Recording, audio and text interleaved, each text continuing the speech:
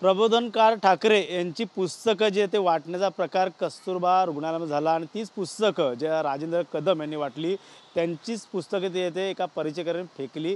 मात्र या संदर्भातली पूर्ण सखोल माहिती आपण त्यांच्याकडनं जाणून घेणार आहे. सर, एकंदरीत काय प्रकार घडला होता, कधीचा प्रकार आहे आणि तुम्ही जी पुस्तकं वाटत होते काय कारण होतं ते पुस्तकं वाटण्याच्या मागचं आणि जी पुस्तकं तुम्ही देण्यात आली कोणकोणती पुस्तकं होती आणि काय त्या पुस्तकामध्ये होतं आणि ती पुस्तकं दिल्यानंतर समोरच्या व्यक्तीचा राग का अनावर झाला, कशामुळे त्यांनी तुमची पुस्तकं जी आहे ते तुमच्या अंगावरती फेकण्यात आली?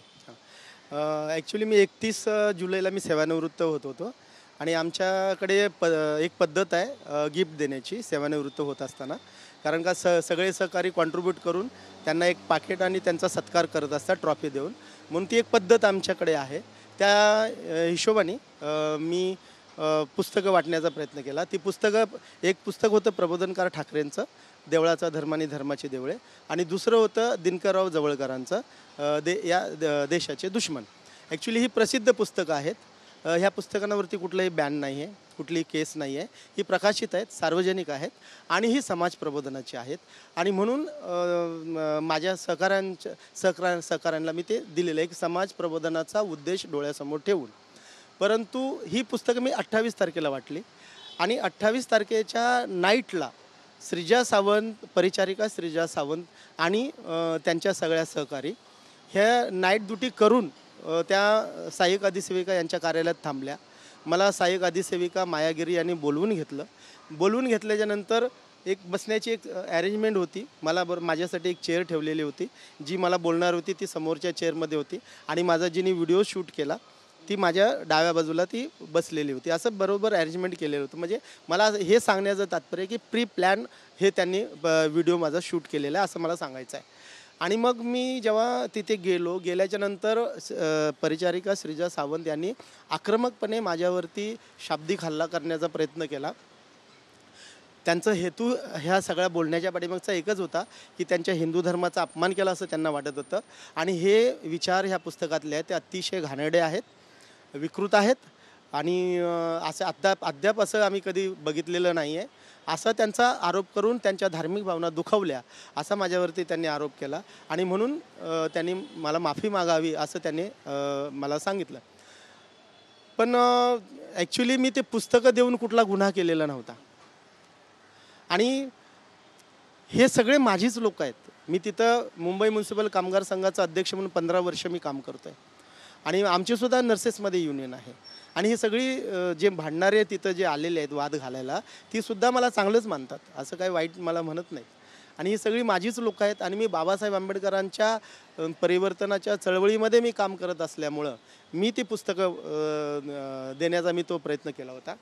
आणि मग त्यांनी जेव्हा असा पवित्रा घेतला त्यावेळेला मी म्हटलं जाता जाता आपलं रिलेशन खराब होऊ नये म्हणून मग मी त्यांना सॉरी पण म्हटलं.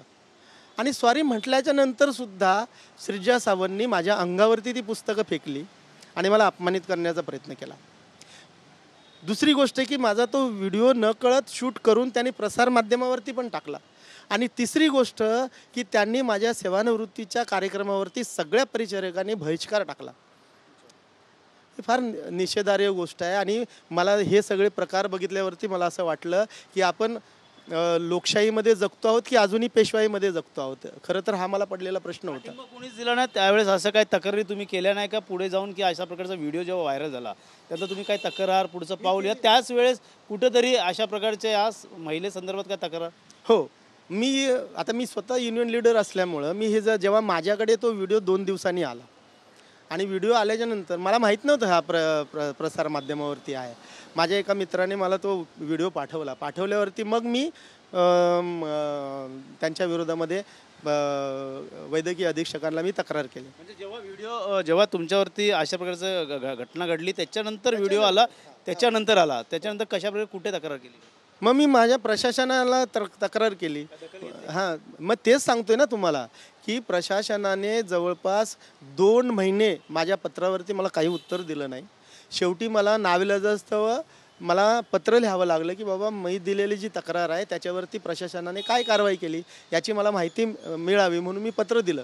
आणि त्यानंतर आमच्या वैद्यकीय अधीक्षक जे आहेत चंद्रकांत पवार त्यांनी मला सहाय्यक सुरक्षा अधिकाराचा अभिप्राय जोडून मला त्यांनी पत्र दिलं आणि हा प्रकार जो आहे तो पोलिसाचा लेवलचा आहे, त्यामुळे तुम्ही पोलिसात जावं अशा पद्धतीचं त्यांनी मला पत्र दिलं. तिला कोणी उत्तर दिलं? वैद्यकीय अधीक्षक डॉक्टर चंद्रकांत पवार यांनी.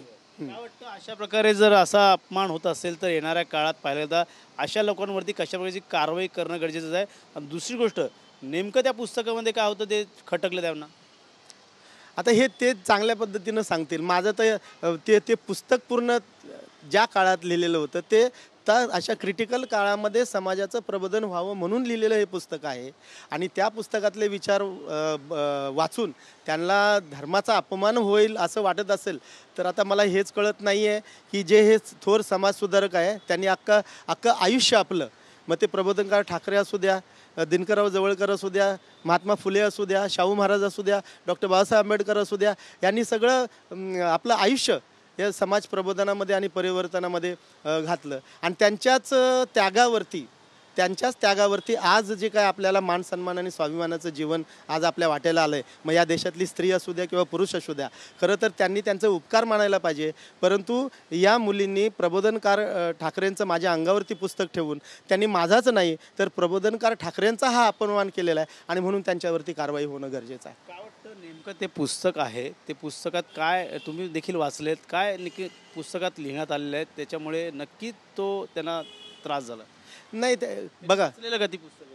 आय डोंट नो, मला माहिती नाही त्यांनी पुस्तकं वाचली की नाही. तुम्ही वाचली असेल तर त्याच्यामध्ये काय नक्की मुद्दे आहेत? नाही, त्याच्यामध्ये एवढंच आहे की हिंदू धर्मामध्ये ज्या काय अनिष्ट गोष्टी आहेत त्याच्यावरती त्यांनी प्रकाश टाकण्याचा प्रयत्न केला होता आणि आपल्या हिंदू धर्मीय लोकांना एक परिवर्तनाच्या याच्यामध्ये आणण्याचा त्यांनी ते प्रयत्न केलेला आहे आणि ते प्रकाशित आहे आणि सार्वजनिक आहे, कुठलाही त्याच्यावरती गुन्हा नाही आहे. पुढे तुम्ही पोलीस स्टेशनला गेलात का? कुठल्या पोलीस स्टेशनला गेले का? तक्रार दाखल केली का? त्या अनुषंगाने काय तुम्हाला उत्तर आलं आहे का आता?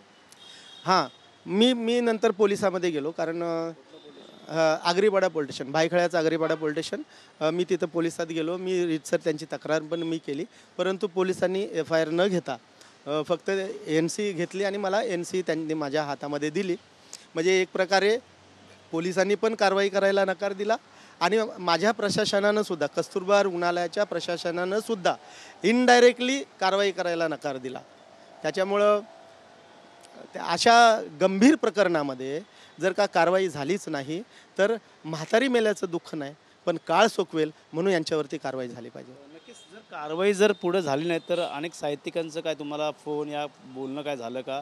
अशा लोकांसंदर्भात काही तुमचे स्टाफ आहेत, काही निवृत्ती झाले, त्यांचा देखील कशाप्रकारे तुम्हाला पाठिंबा आहे? नाही, मला तर सगळ्या थरातून पाठिंबा आहे. मी स्वतःच परिवर्तनाच्या चळवळीत, बाबासाहेबांच्या चळवळीत समता सैनिक दलाचा राष्ट्रीय उपाध्यक्ष म्हणून काम करतो आहे. त्यामुळं माझा सगळ्या संघटनांशी चांगला संबंध आहे आणि जर कारवाई नाही झाली तर कदाचित उद्या भविष्यामध्ये आंदोलन होऊ शकतील.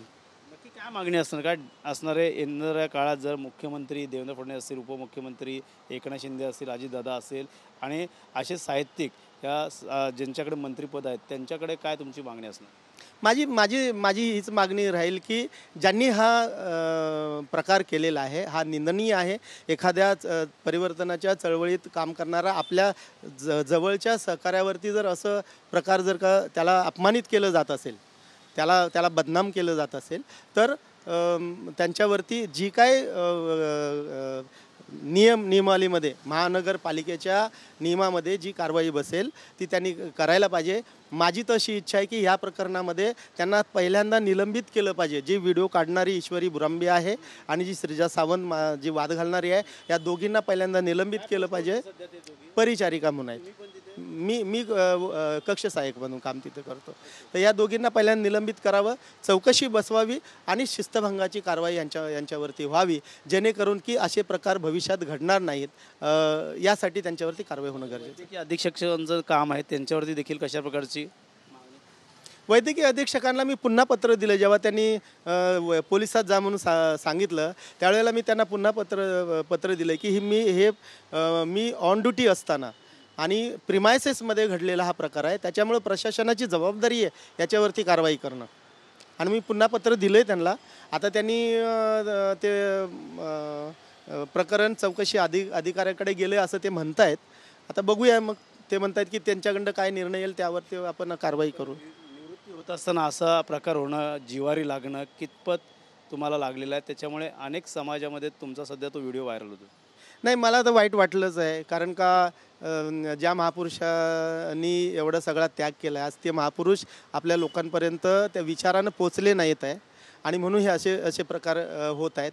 त्यामुळे आपले जे महापुरुष आहेत, बाबासाहेब आंबेडकर असतील, शाहू महाराज, शिवाजी महाराज असतील, महात्मा फुले असतील, हे संत कबीर असतील, गाडगे महाराज असतील, सम्राट अशोक असतील, हे सगळे जे महापुरुष आहेत यांचे विचार खऱ्या अर्थानं जर का भारतीयांपर्यंत पोचले असते तर कदाचित असले प्रकार घडणार नाहीत. आणि ते विचार न पोचल्यामुळेच धर्मवादाचं राजकारण करणारे जे लोक आहेत त्यांना यांना अशा लोकांना सोबत घेऊन राजकारण म्हणजे राजकारण करता येतं, सत्तेत जाता येतं आणि म्हणून असले प्रकार हे होत राहतील. होत बाजूला ठेवला तर उद्धव ठाकरे असतील, या राज ठाकरे असतील, आदित्य ठाकरे असतील, यांच्याकडनं कोणाकडनं काय तुम्हाला फोन या काय?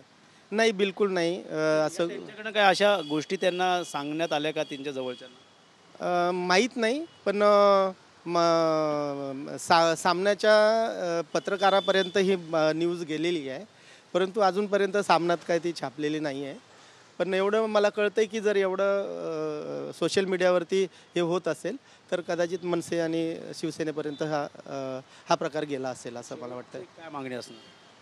त्यांच्यावरती कारवाई व्हावी जेणेकरून की पुढे असे प्रकार घडू नयेत आणि त्याच्यामुळं त्यांच्यावरती निलंबनाची कारवाई व्हावी आणि चौकशी नेमावी आणि शिस्तभंगाची कारवाई बाकी जेवढे त्याच्यामध्ये सहभागी आहेत त्यांच्यावरती व्हावी.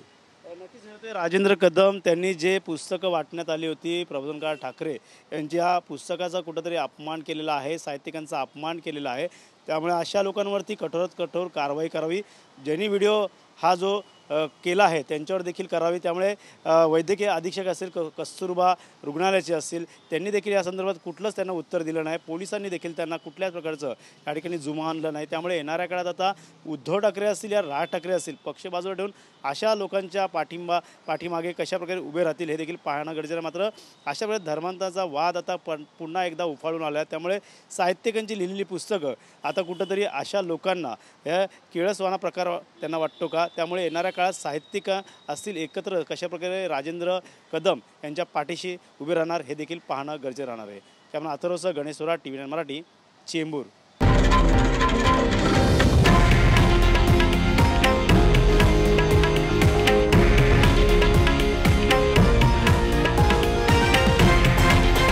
हे आहे देशातील नंबर 1 न्यूज नेटवर्क आणि आपण पाहत आहात TV9 मराठी, एकमेव.